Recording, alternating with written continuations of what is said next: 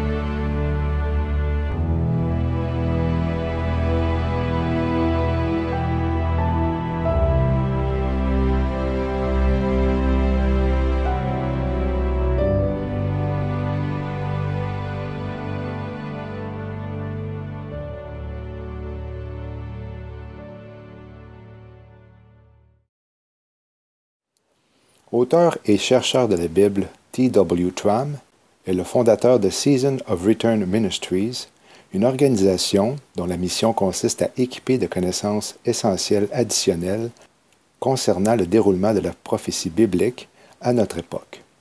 Livres, articles et commentaires de Tram se trouvent sur les nombreux sites eschatologiques sur ce thème, y compris www.theseasonofreturn.com. Voici maintenant la traduction de l'article de T.W. Tram. Si, comme moi, et vous anticipez la rencontre avec Jésus-Christ, vous allez sûrement apprécier. Haute surveillance en décembre, par T.W. Tram. Le 31 décembre est une date doublement significative en 2018. Outre le marquage de la fin de l'année grégorienne, le dernier jour de décembre correspond également à la date biblique du 24 de Kislev, ou veille d'Hanouka. Il est intéressant que Hanouka, appelée aussi la fête de dédicace, corresponde au 365e jour du calendrier grégorien parce qu'Enoch, dont le nom en hébreu signifie dédicace, fut miraculeusement enlevé pour être avec Dieu à l'âge de 365 ans. Genèse 5, 23 et 24.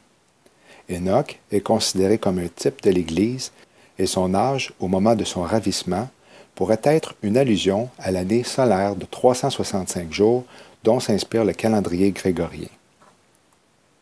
La raison de l'existence de la fête de Hanouka représente le miracle de l'huile, durant lequel une petite quantité d'huile, assez pour garder la menorah allumée pendant une seule nuit, dura miraculeusement 8 jours. Le thème « avoir suffisamment d'huile pour garder la flamme allumée » trouve son écho dans la parabole des 10 vierges de Matthieu, dans lequel 10 vierges, les 5 folles et les 5 sages, ont besoin d'huile pour leur lampe afin d'aller à la rencontre de l'époux. La parabole commence avec toutes les vierges qui sortent pour rencontrer l'époux. Lorsqu'il n'apparaît pas immédiatement, elles deviennent somnolentes et s'endorment. Puis, à minuit, un cri retentit. « Voici l'époux, allez à sa rencontre. » Les vierges se réveillent pour allumer leur lampe, mais seulement 5 d'entre elles, les sages, ont suffisamment d'huile pour garder la flamme allumée. Alors que les vierges folles se précipitent pour trouver de l'huile, l'époux arriva et entraîne les vierges sages avec lui dans la salle des noces, laissant les autres derrière. Que minuit soit l'heure de la venue de l'époux est remarquable parce que le réveillon du Nouvel An, qui coïncide avec la veille d'Hanouka en 2018, est un jour de l'année sur lequel pratiquement chaque personne, qu'il s'agisse de folle ou sage, se concentre sur le minuit. En outre, les deux fêtes se produisent dans les jours suivant le solstice d'hiver, 21 décembre. Lorsqu'on divise l'année en deux moitiés, c'est-à-dire à l'équinoxe du printemps et de l'automne, le 21 décembre marque l'exact milieu, c'est-à-dire minuit de la moitié sombre, ou partie de la nuit de l'année. Jésus dit qu'il arrive au milieu ou vers la fin de la nuit, heureux sont ses serviteurs s'ils les trouvent éveillés. Lorsque nous divisons l'année en 4 tours de vigile, au point des équinoxes et les solstices, le 21 décembre marque la fin du 3e ou 4e tour de vigile, selon qu'on commence l'année en janvier ou au printemps. Que s'il arrive à la seconde ou à la 3e veille et qu'il les trouve dans cet état, heureux ces serviteurs-là. Et la 4e veille de la nuit, Jésus alla vers eux. Fait intéressant, le solstice d'hiver de cette année marque exactement 70 ans, 7 mois et 7 jours depuis la renaissance du 14 mai 1948 d'Israël. Coïncidence? Comme les rabbins aiment à dire, il n'y a aucun mot hébreu pour la coïncidence. Encore une autre corrélation de Kislev-Hanouka qui est remarquable se trouve dans Agé chapitre 2, où le Seigneur nous implore de réfléchir soigneusement au 24e jour du 9e mois, veille d'Hanouka, et associer cette date à une secousse des cieux et la terre. Considérez donc attentivement ce qui arrivera depuis ce jour-ci et dans la suite, depuis le 24e jour du 9e mois, depuis le jour où le temple de l'Éternel fut fondé. Considérez-le attentivement. La parole de l'Éternel fut adressée, pour la seconde fois, à Agé, le 24e jour du mois, en ces mots. Parle à Zorobabel, gouverneur de Juda, et dis-lui, j'ébranlerai les cieux et la terre, je renverserai le trône des royaumes, et je détruirai la force des royaumes des nations, je renverserai les chars et ceux qui les montent, les chevaux et ceux qui les montent seront abattus, l'un par l'épée de l'autre. En ce jour-là, dit l'Éternel des armées, je te prendrai, Zorobabel, fils de Salatiel, mon serviteur, dit l'Éternel, et je te tiendrai comme un cachet, car je t'ai choisi, dit l'Éternel des armées. Jean chapitre 10 place Jésus au temple à Hanouka. Or, on célébrait à Jérusalem la fête de la dédicace, et c'était l'hiver. Comme Jésus se promenait dans le temple au portique de Salomon. Dans Jean chapitre 4, c'est au cours du mois de Kislev, décembre, que le Seigneur examine le champ spirituel, représentant l'humanité, et détermine s'il est mûr pour la récolte. Ne dites-vous pas qu'il y a encore 4 mois jusqu'à la moisson? Voici, je vous le dis, levez vos yeux et regardez les campagnes qui blanchissent déjà pour la moisson. Kislev, décembre, est associé à des événements marquants liés à la possession des Juifs de la Terre sainte et Jérusalem. Dans Daniel 9, c'est le retour des Juifs à Jérusalem qui met en mouvement l'horloge prophétique ou compte à rebours des semaines jusqu'au Messie. Sache-le donc et comprends. Depuis l'émission de la parole ordonnant de retourner et de rebâtir Jérusalem jusqu'au Christ, le conducteur, il y a 7 semaines et 62 semaines. Enfin, Jésus dit qu'au moment de sa deuxième venue, son peuple sera en train de manger, boire, acheter, vendre, planter, construire et se marier. Luc 17, 27 et 28.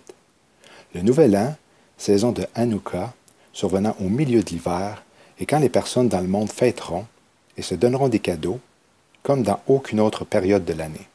En même temps, c'est le point fort de l'été dans l'hémisphère sud, temps idéal pour la plantation, la construction et le mariage. Est-ce que le mois de Kislev, correspondant à la fin de l'année sur le calendrier, serait observé par la majorité? Chrétiens, marquer la fin de l'âge de l'Église? Avec autant de signes et d'échéanciers qui convergent, une personne serait une vierge folle, pour rejeter la possibilité. En revanche, un ravissement à Kislev n'est pas une certitude car les typologies et les alignements de dates ne correspondent pas nécessairement au calendrier enlèvement d'Apocalypse. Personne ne connaît le jour, donc soyez vigilants. Note.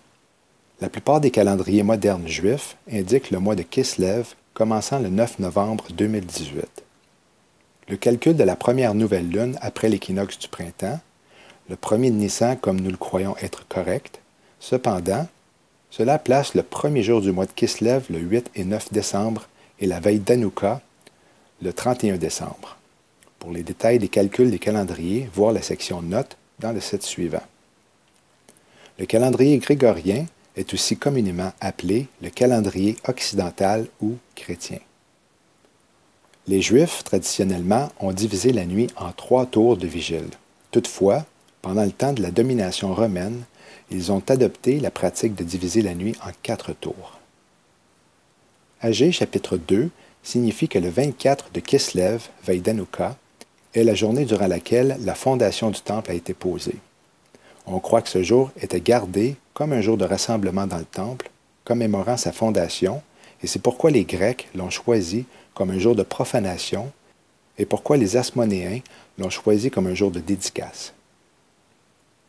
Étape importante d'événements en Kislev décembre, liée à la possession des Juifs de la Terre sainte et à Jérusalem.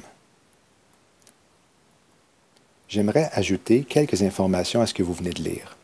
En premier lieu, nous constatons dans la parole de Dieu que les corps célestes sont présentés comme des emblèmes de certaines choses et de certains principes relatifs à l'Église et au peuple de Dieu.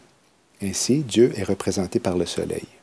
Luc 1, 78 et 79. Par les entrailles de la miséricorde de notre Dieu, par lesquelles le soleil levant nous a visités d'en haut, pour éclairer ceux qui sont assis dans les ténèbres et dans l'ombre de la mort, et pour conduire nos pas dans le chemin de la paix. La lune a été ordonnée pour gouverner la nuit, pour nous fournir de la lumière en l'absence de soleil. Visible, elle peut être parfois après l'aube du matin, mais si elle est visible, elle ne donne pas de lumière, elle s'affaiblit sous la lumière de l'orbe supérieur. Si le soleil brillait toujours sur nos côtes, il n'y aurait pas de nuit ici, la lune n'aurait pas sa place dans notre firmament. Cantique des Cantiques 6.10. Qui donc est celle qui apparaît comme l'aurore et qui est belle comme la lune, brillante comme un soleil, mais redoutable comme des soldats rangés sous leur bannière? La lune n'a pas de lumière propre. Le but pour lequel la lune était et est encore fixée dans les cieux est de réfléchir sur nous et à notre avantage la lumière du soleil pendant son absence de la partie du monde où nous vivons ou, pour parler plus correctement, lorsque nous ne sommes pas dans sa présence. Dans cette particularité, la lune est citée dans les Écritures pour symboliser l'Église du Christ sur la terre. Cette dernière a été ordonnée pour réfléchir sur le monde la lumière du soleil de justice pendant son absence dans les cieux. L'Église en elle-même, elle n'a aucune lumière. Sans son soleil, elle n'existe pratiquement pas. Séparée de lui, elle ne vaut rien. Psaume 89, 37 et 38. Sa postérité subsistera toujours, et son trône aussi longtemps que le soleil devant moi. Comme la lune, il durera à jamais, et il y en a dans les cieux un témoin fidèle. Fait intéressant, dans les dernières paroles enregistrées par Jésus dans la Bible, il se compare à la planète Vénus. Je suis la racine et le descendant de David, l'étoile brillante du matin. Je viendrai sûrement bientôt. L'étoile du matin était et est toujours une façon de se référer à la planète Vénus, qui peut être facilement vue pendant 263 jours consécutifs comme un objet lumineux à l'est avant le lever du soleil. Alors que Jupiter, Mars et d'autres planètes peuvent apparaître dans le ciel du matin ou du soir, Vénus le fait régulièrement et est beaucoup plus lumineuse que les autres. En fait, elle est si brillante que certaines nuits sans lune, on sait que Vénus projette des ombres. Lorsque Vénus se lève, cela signifie que le soleil suivra très bientôt, un matin généralement en 1 heure ou 2, parfois quelques minutes à peine. Avant de vous laisser, j'ai enregistré les images provenant du programme Stellarium montrant les mouvements de la Lune, celles de Vénus et leur conjonction en date du 1er janvier 2019 dans la constellation de la Balance. Le signe de la Balance a été associé à la justice et à l'ordre à travers les siècles. Pour cette raison, le symbole a souvent été utilisé sur les bâtiments abritant des tribunaux de justice.